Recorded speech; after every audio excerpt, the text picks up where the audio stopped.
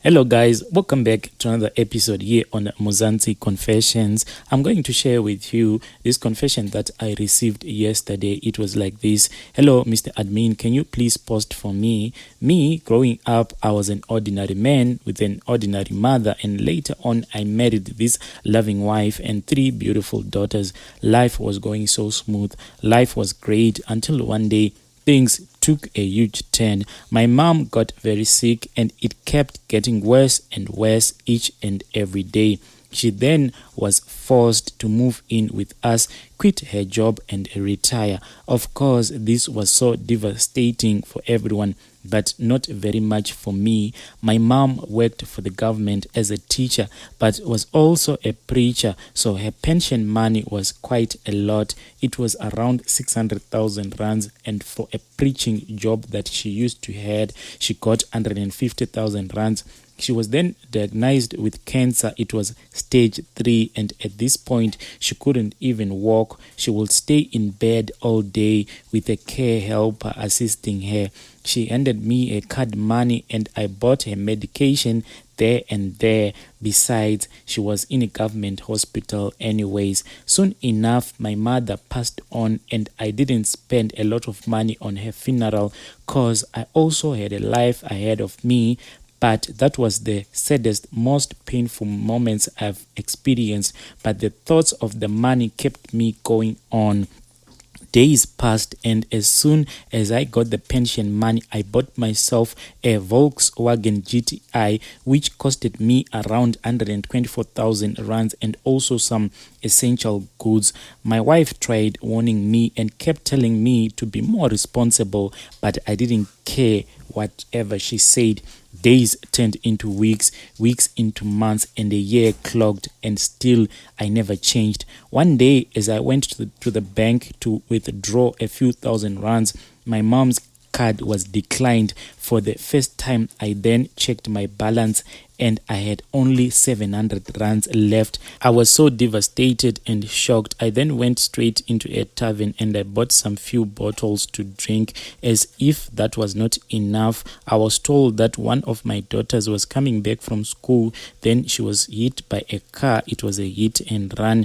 Now there is surgery that is needed to be paid for, and I don't even have a single cent. I don't know, is it God that is now punishing me for my deeds, or is it karma that is hitting me so hard? For the first time in my life, I fell on my knees and I prayed for forgiveness, but there is no help that is coming from me. Because the situation was so hard for me, I later drove to the cemetery where my mom is buried. Then I sat by her grave crying. Then that night I started to dream of my mother.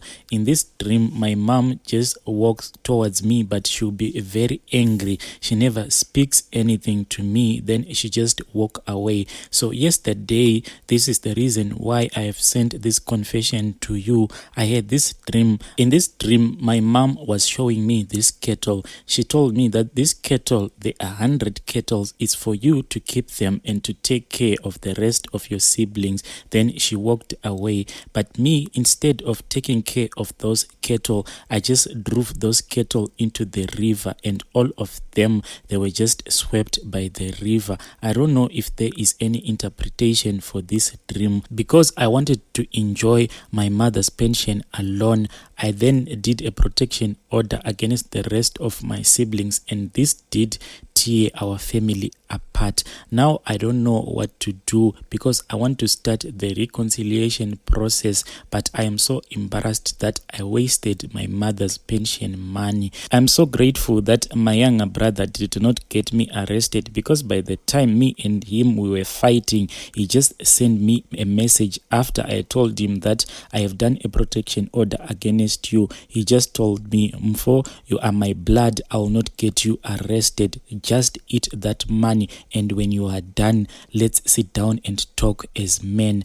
Now I feel embarrassed that as the older brother, I was supposed to be responsible, but I acted as if I was a teenager.